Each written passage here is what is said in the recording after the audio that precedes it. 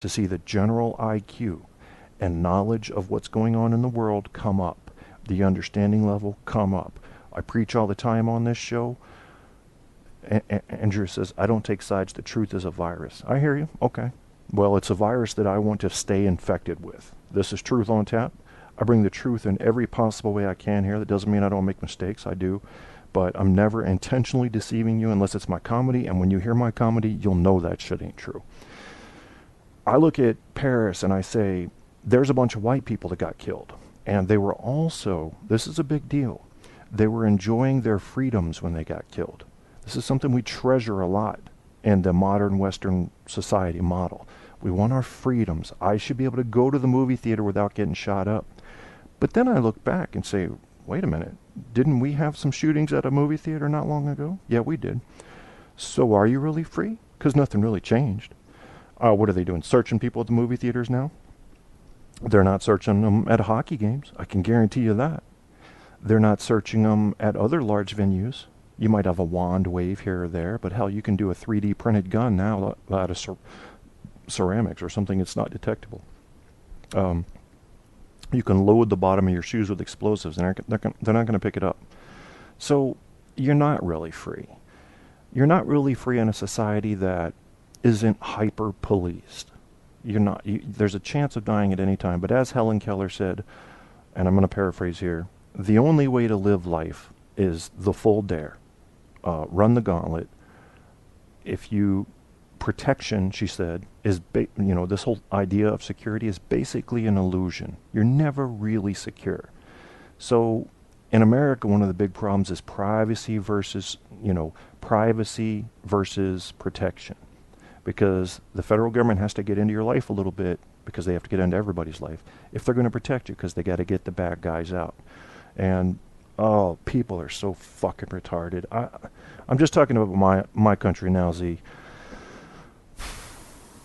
It makes me sad that we can't. And you know what? Here's the problem. The lack of education, comes from lack of understanding. And lack of understanding comes from not willing to look at the world from different points of view.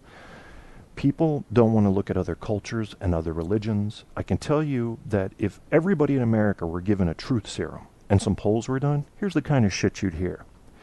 We're not letting any Syrians in because they're all evil, because they don't believe in my invisible guy and their skin's too dark. That's pretty much what you'd hear. A whole shitload of that.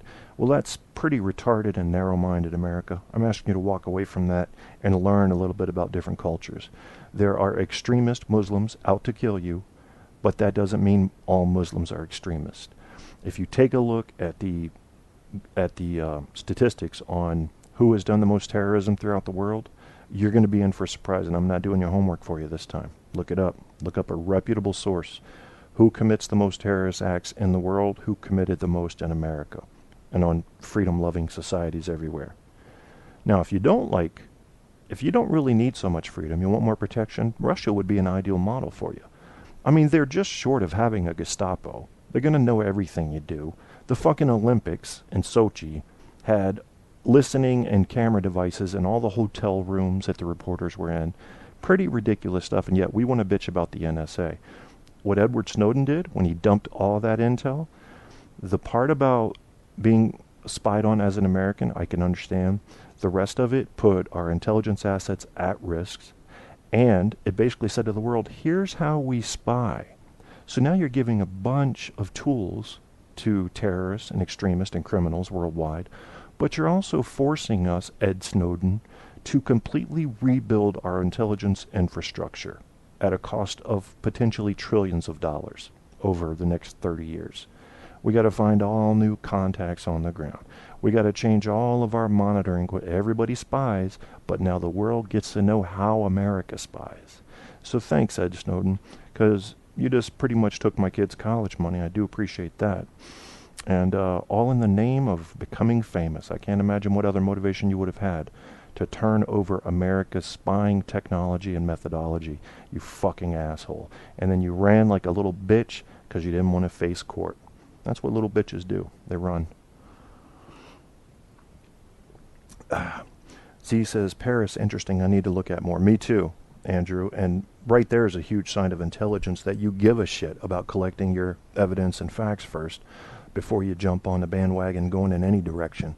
We don't know everything. And as soon as this news broke, I was waiting. I was waiting for the Facebook war.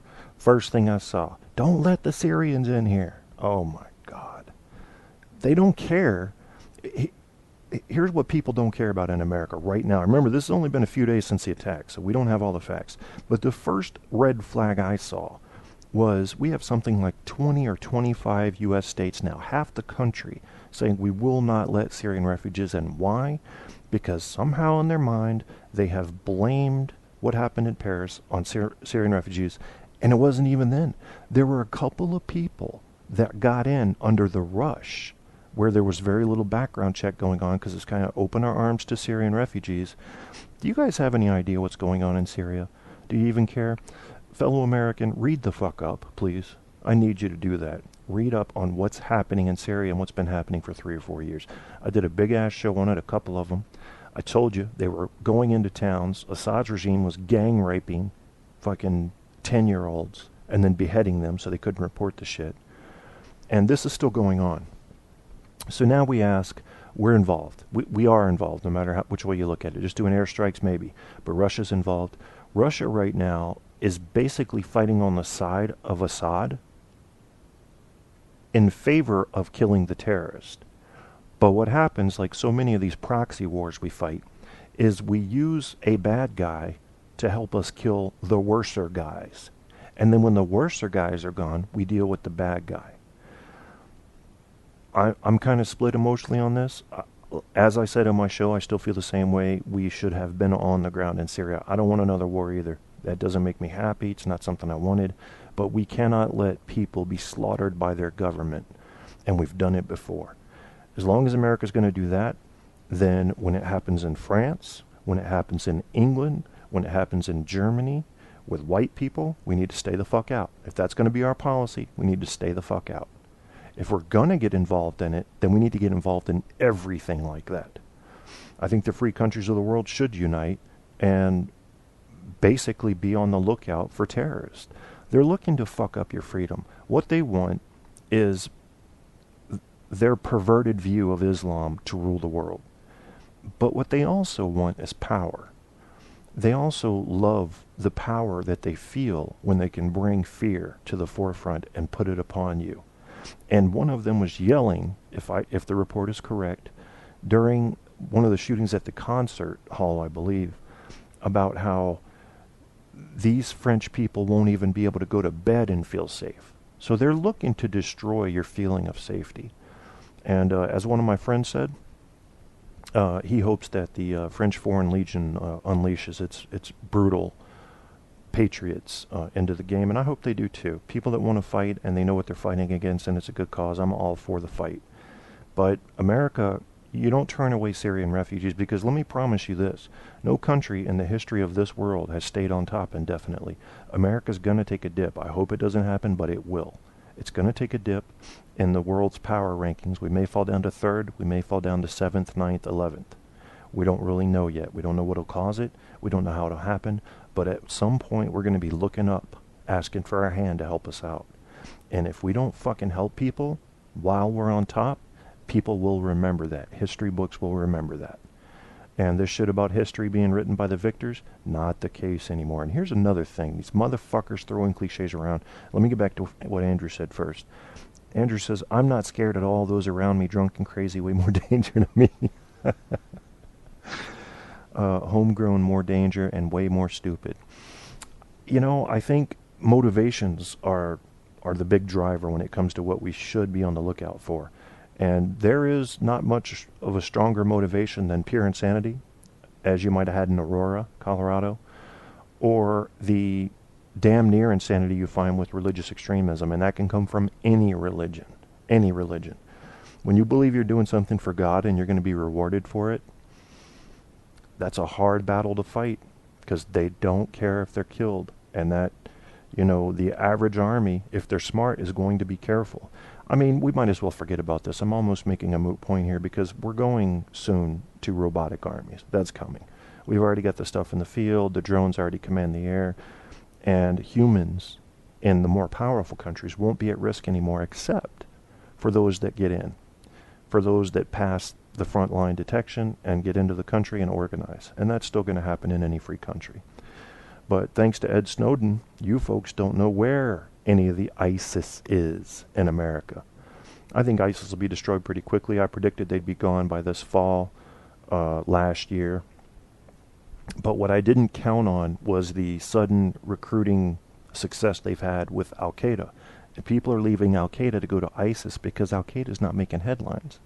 So now you're going to have competing terrorist forces, extremist Islamic views, trying to make more news, because that's their main weapon, fear through news. And don't think the news is going to stop. They love it. They sell fear. If they can get you scared, they're selling papers. And papers is a general term to describe all news. It's click.